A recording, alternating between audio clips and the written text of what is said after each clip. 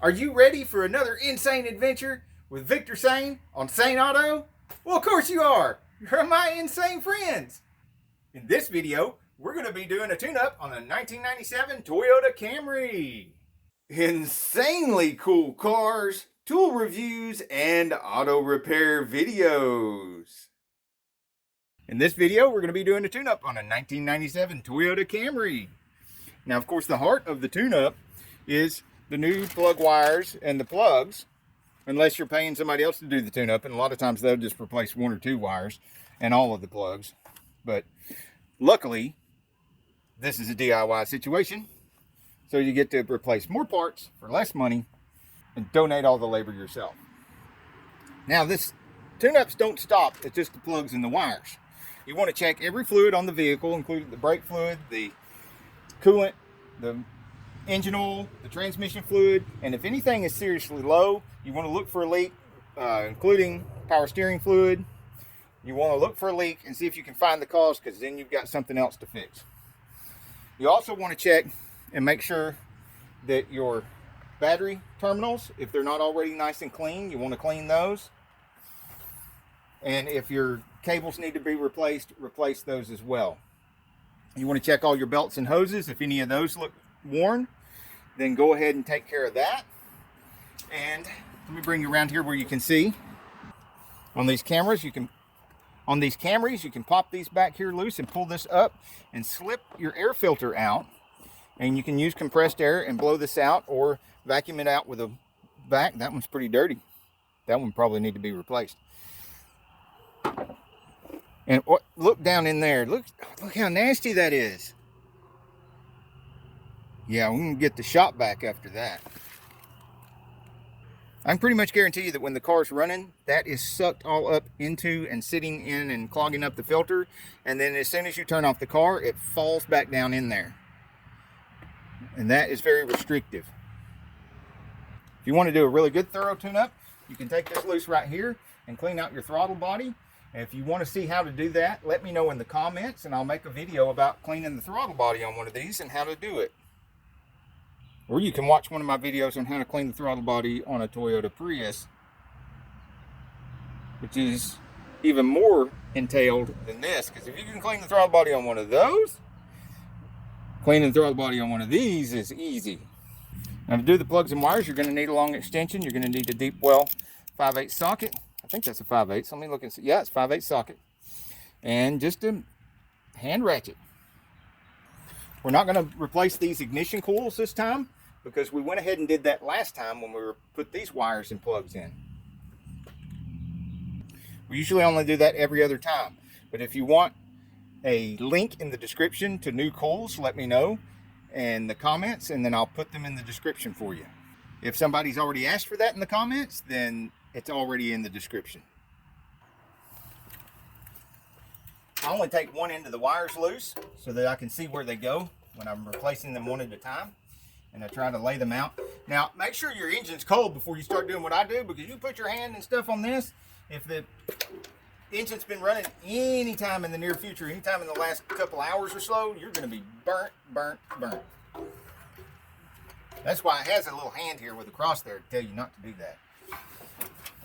All right, so we've got these down here out of the way. I can still see that this wire goes here, here, here, and here. I'm not going to get them mixed up. Get down in here. These things are made like an old school Hemi Mopar. And just pray that the last guy that was doing this put anti-seize on the threads of the plugs here. You know, that just takes too long, and I'm too lazy. There, you've seen proof that it can be done with a hand ratchet. Now, I've done this too long and spent too much money to have to put up with that hand ratcheting anymore.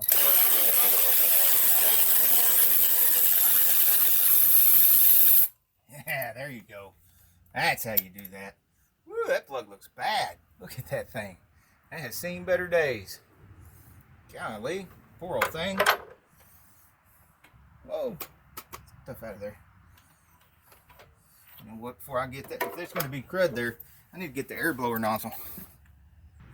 Now don't do the stupid thing I did and forget to blow these out before you pull the plugs out.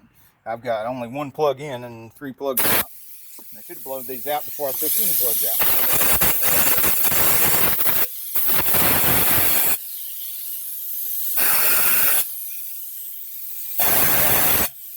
You see that stuff fly out of there?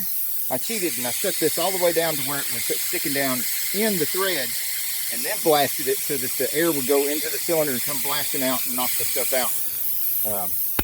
Not as good as blowing them out while the plug's still in there, which I was able to do here because I ain't pulled that plug out yet. But anyway, y'all should know better than to do anything you see me do in any of my videos, much less anything you hear me say in my videos.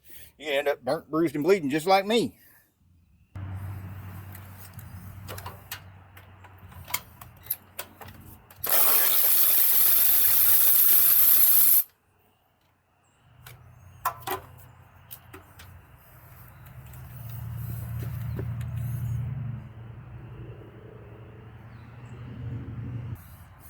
Okay, the gap is off the chart on this thing because a lot of the electrodes wore away.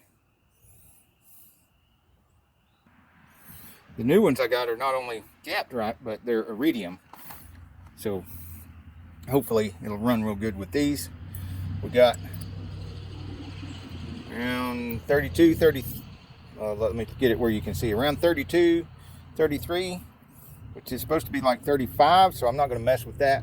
I believe that's close enough, at least according to our fancy dancy, incredibly sophisticated, expensive spark pluggery, gappery thingery with all its complicated moving parts. So if you want to see just how terribly expensive these things are, look at my link in the video and be amazed.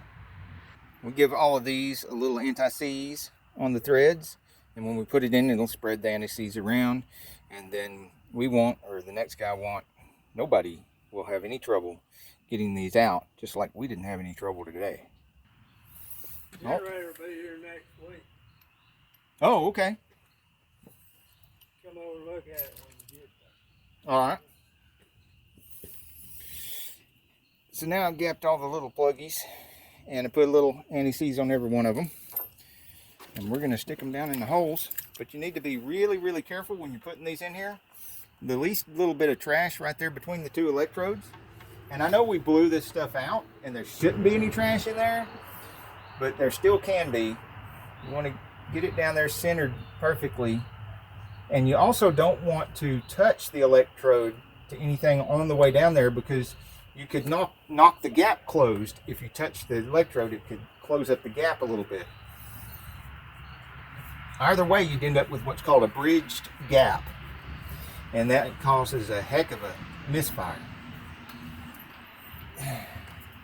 Makes it feel like you got a dead cylinder. So if you're ever doing this because the car doesn't run great, and you get it together and it actually runs worse, then you may have done that. You may have bridged the gap or closed the gap by accident. Or of course you could do one of the other things. You could swap the plug wire around, or you don't have the plug wire down on there all the way. I'm going to show you something else too to make sure you get the plug wires down on there all the way when we get to that point.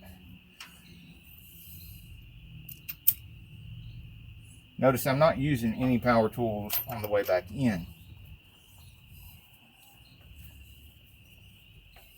Definitely going to go back to the hand ratchet.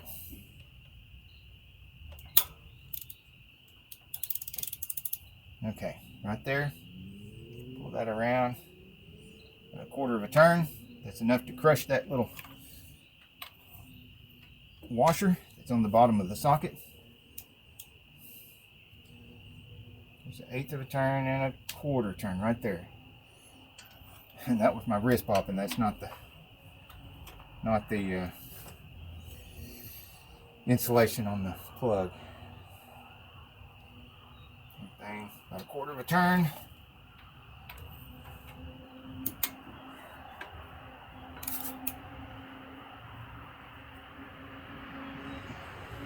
There we go.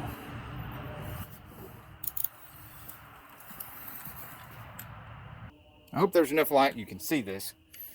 They've already got all these tied together. Right here at the end, they're all tied together.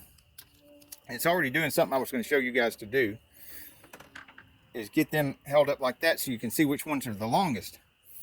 The shortest one we're going to use over here closest to the driver's side, then the second one, and then these two are pretty close to being the longest, but this one's the longest.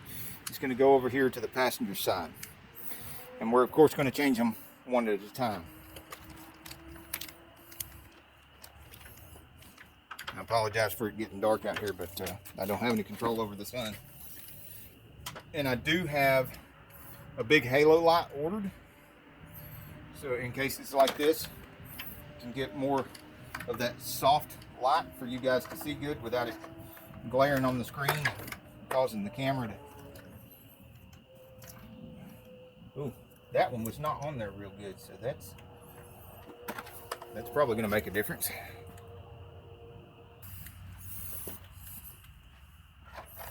Now what I do to keep these from getting stuck on the plugs, and also to help keep from carbon tracking, is take this dielectric grease. It's called tune-up grease, dielectric grease. And I put some right there. So when I slip this down over the plug, it gets all over the plug, and it helps make sure there's no carbon tracking down inside here, which would cause a terrible misfire. Might as well do the other end too. It also helps seal any moisture out of the connection, which could also cause carbon tracking. And this is especially good thing to do with these types of plugs and wire setup, because you know they've got this deep hole right here that moisture could get down in there and stay down in there. Put that little wire down in their original holder. And these wires that I'm using today are more like the original wires. That are the same kind of size, so they fit better in the original holders. Get that next one off of there, it's giving me some trouble. What makes a huge difference in whether these wires are difficult or easy to pull off is knowing that there's a tab right here. And this tab, you've got to pull it back towards this guard right here.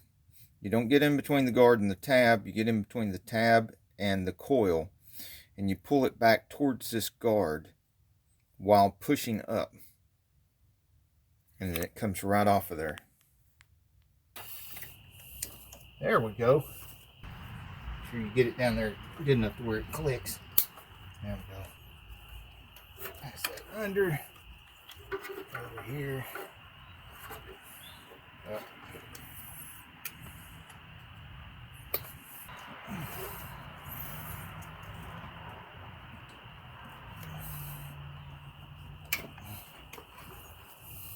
Pull out what's the longest. Okay, the last.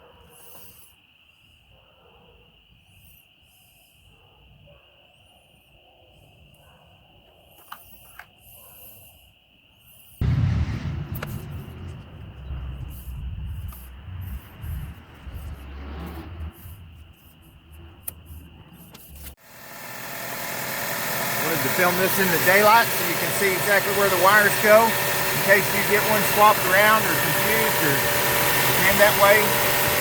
Cylinder number 1, 2, 3, and 4. And as we come around here, you can see the firing order is 4, 1, 2, 3.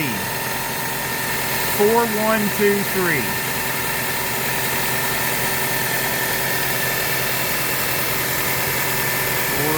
3, 2, 1. 1, 2, 3, 4. 4, 1, 2, 3. Now, if yours has a distributor here, your firing order is going to be different. If you've got a different year model, firing order is going to be different. This is 2.2 liter, and it's a 1997.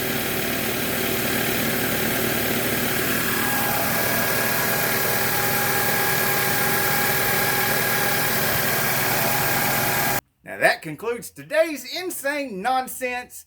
You can go back to your video game, or you could get off the couch and get dirty. Hey, if you like this video, We got a whole lot more. We got tool reviews, we've got repair videos, we've got show car videos, hot rods, mod rods, you name it. If it's got wheels on it and an engine, it's probably on this channel. So subscribe, like, and binge watch Saneauto. Binge watch Saneauto.